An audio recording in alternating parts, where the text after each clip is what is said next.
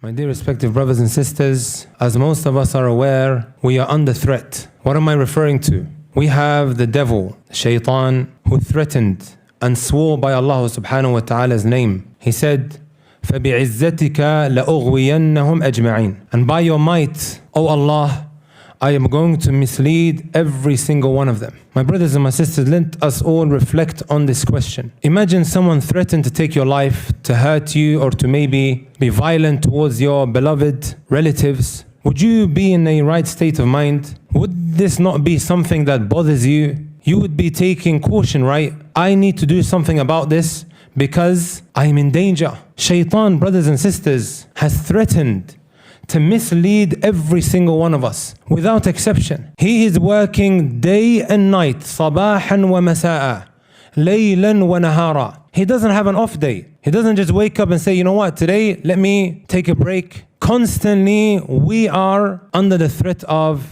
the devil. This is why, my beloved brothers and sisters, after speaking with Sheikh Muhammad, we thought it would be a convenient topic to speak about, because the traps of the shaitan are many. Some of us may not necessarily actually realize, but sometimes we're trapped and we think that this is actually what Allah subhanahu wa ta'ala wants from us. So today, bi'idhnillahi ta'ala, we will have a better idea of learning about our enemy, Iblis. I have chosen to take parts from the kitab of Ibn al-Jawzi rahmatullahi alayhi, that is known to many of you, called Talbisu Iblis, the deception of Iblis. It is a wonderfully written kitab. I don't know whether it has been translated into English, and if it hasn't, I really suggest that someone goes out his way to do so. This Shaykh, Imam, who died in the year 597, wallahi, some of his statements, you think to yourself, is he walking amongst us? Does he live amongst us? Because subhanallah, some of his statements, you see they are in its proper place. That which is extremely relevant and convenient to the lives of us who are here today. The first statement that I want to stand over, my beloved brothers and sisters, is when Ibn al-Jawzi rahmatullahi alayhi mentioned, وَاعْلَمْ أَنَّ أَوَّلَ تَلْبِيسُ إِبْلِيسَ عَلَى النَّاسِ صَدُّهُمْ عَنِ الْعِلْمِ. He says, no. That the first deception of Iblis was to block the people away from knowledge. لِأَنَّ الْعِلْمَ نُورٌ. And that is because knowledge, my beloved brothers and sisters, is a light. فَإِذَا أَطْفَأَ مَصَابِيحَهُمْ خَبَّطَهُمْ فِي الظُّلَمِ كَيْفَ شَاءَ. If he manages to extinguish the light of ilm, خَبَّطَهُمْ فِي الظُّلَمِ كَيْفَ شَاءَ, he will be tripping them up from side to side.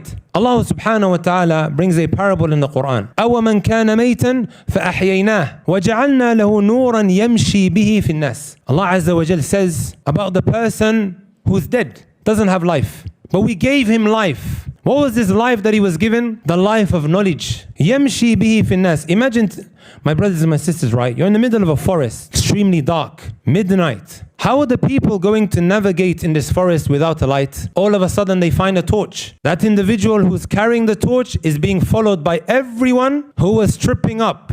Left, right, they're following who? The one with the torch. فَأَحْيَيْنَاهُ وَجَعَلْنَا لَهُ نُورًا يَمْشِي بِهِ فِي النَّاسِ. This, my brothers and my sisters, is the example of someone who's carrying the light of Allah subhanahu wa ta'ala. This knowledge that you will find in the Quran and the Sunnah. Especially now when you look at the climate, brothers and sisters. لا يأتي زمان إلا الذي بعده شر منه.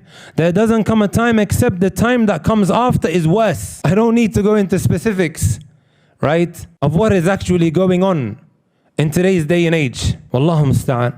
May Allah Azza wa Jal protect every single one of us. Messenger sallallahu alayhi wa sallam, he also said, من أشراط الساعة أن يقل العلم ويظهر الجهل ويظهر الزنا.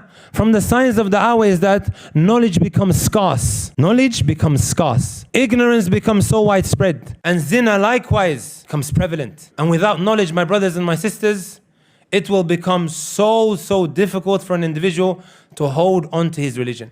Because he doesn't know which direction to go towards, right? What is he going to do, brothers and sisters, if he doesn't have knowledge in how to navigate around fitnatu shubuhat wa fitnatu shahawat? Messenger sallallahu alayhi wa sallam, he told us, لَيَأْتِي عَلَى النَّاسِ زَمَانٌ الْقَابِضُ عَلَى دِينِهِ كَالْقَابِضِ عَلى الْجَمَرِ. Holding on to your religion will be like holding on to hot coal. Isn't this the time that we're living in, brothers and sisters?